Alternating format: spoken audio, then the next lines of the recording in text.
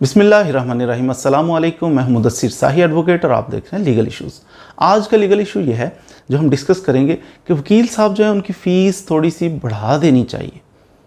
बाज़ दफ़ा हमारे जहनों में कुछ चीज़ें बैठी होती हैं। आप किसी बुज़ुर्ग से मिले ना जो यानी उनकी एज ज़्यादा हो, तो वो बाज़ दफ़ा पैसों को बड़ी अहमियत दे रहे होते हैं। नौजवान नस्ल में जैसे जैसे आप छोटे बच्चे से मिलें तो 10 रुपये को कुछ समझेगा ही नहीं, यार 10 रुपीज़ क्या होते हैं, तो उसकी वैल्यू ही नहीं होती। लेकिन हमने आज से 40 साल पीछे चले जाएं, 40 साल पीछे जाके आप 10 रुपये की बहुत ज़्यादा वैल्यू होती थी। वक्त गुजरता जाता है, करेंसी डी वैल्यू होती चली जाती है और ज़हनों में हमारे वो आहिस्ता आहिस्ता फिर असर होता है कि डी वैल्यू हो चुकी है। हम इस चीज़ को मानने के लिए तैयार नहीं होते कि डी वैल्यू। वकील साहब की फ़ीस ज़्यादा होनी चाहिए। कितनी ज़्यादा?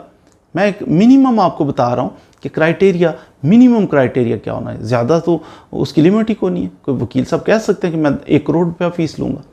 मिनिमम लिमिट की मैं बात कर रहा हूँ। सबसे पहली बात, डिज़र्विंग बंदा हो उसको हम काउंट नहीं कर रहे। डिज़र्विंग है, वो अफोर्ड नहीं कर सकता, उसका फ्री ऑफ कास्ट कर देना चाहिए केस, ताकि उसकी हेल्प हो सके। अल्लाह ताला की रज़ा की खातिर कर देना चाहिए। लेकिन जो पे करना चाह रहे हैं उनकी बात हो रही है आज कि वो मिनिमम कैसे फ़ीस कैलकुलेट करें। देखिए मिनिमम इस तरह, मिसाल के तौर पर एक केस आप वकील साहब के लिए लेके जाते हैं। वकील साहब ये हमारा केस कर दें। फ़ीस के जहन में है कि फ़ीस कैसे देनी है, कितनी देनी है। बाद दफ़ा आपके जहनों में आता है अच्छा जी 10,000 रुपया दे देते हैं वकील साहब को। बाज़ ले भी लेते हैं वकील, क्राइसिस में चल रहे हैं, पता नहीं क्या वजह, और वो कहते हैं हाँ 10,000 ही दे दो। वो ले लेते हैं, 10,000 एक्सेप्ट कर लेते हैं फ़ीस, केस ले लेते हैं, चल पड़ते हैं। अब होता क्या है, 10,000 में मिसाल के तौर पे पहले दिन जब आप आते हो ना, आपके जहन में क्या चलता है? वकील साहब के पास एक पेपर है, कलम है, तो उसने लिखा है। पेपर कितने का होगा? 10-20 रुपये का मैक्सिमम, और कलम है, उसकी कितनी स्याही खर्च हुई है, बस।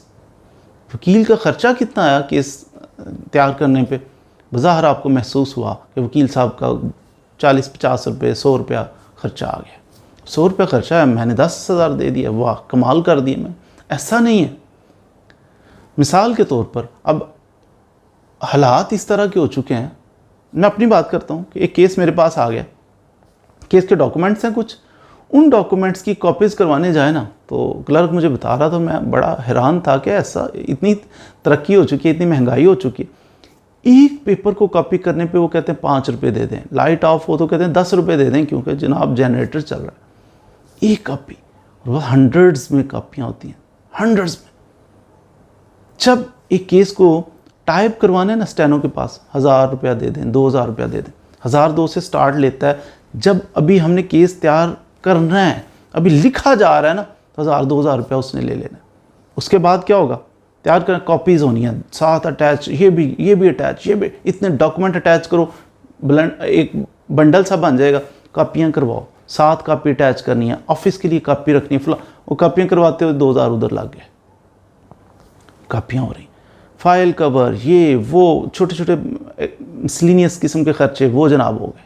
स्टाम्प, हाई कोर्ट के अंदर केस स्टाम्प पेपर साथ लगा दें, वो जनाब लगा दिए। करते करते छोटे छोटे खर्चे।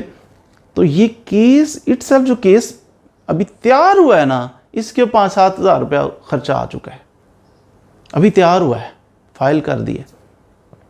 अब 10,000 अगर फ़ीस ली थी, 7,000 खर्चा है, तो 2-3 हज़ार तो फिर भी बाज़ार बच गया। ये क्या हुआ? देखिए जिस ऑफिस के अंदर वकील साहब बैठे हैं उस ऑफिस का रेंट पे करेंगे, लेकिन हर दिन का रेंट नहीं पे करेंगे हर दिन का, लेकिन महीने के एंड पे करेंगे। वो किसके खाते में डालना है?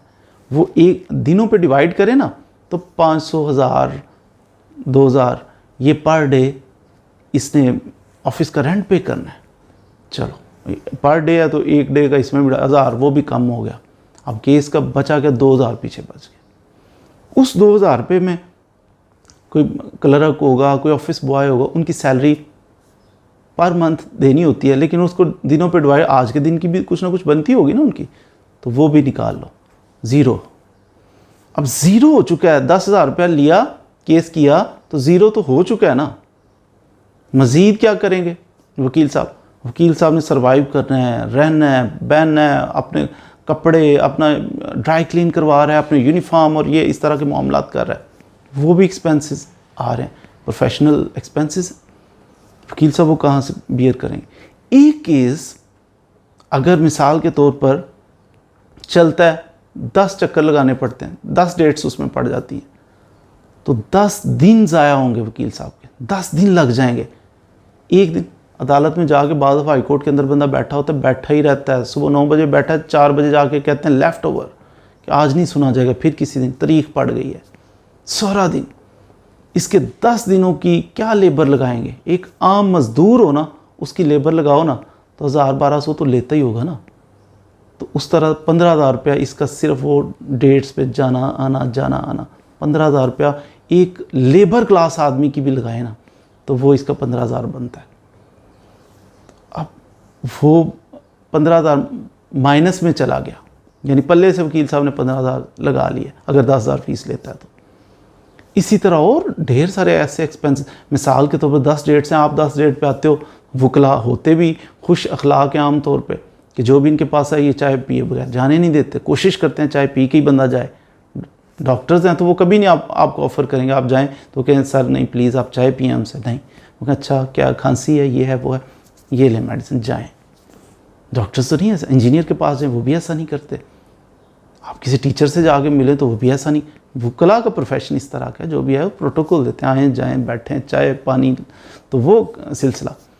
10 दफ़ा आप ऑफिस में चक्कर लगाते हैं वकील साहब के, 10 दफ़ा आपको चाय पिलाता है, उसका ठीक ठाक बिल बनेगा। तो ये चीज़ें मिल मिला के ना, तो मेरा तो ख्याल है स्टार्ट जो होता है ना, जो खर्च हो जाता है एक केस के ऊपर वकील साहब का 25-30 हज़ार रुपया जो खर्च हो जाता है, 25-30 हज़ार से ऊपर अगर आप पे करते हैं ना, यूँ समझिए कि वो वकील साहब की फ़ीस है। किस चीज़ की फिर फ़ीस आप पे करते हैं?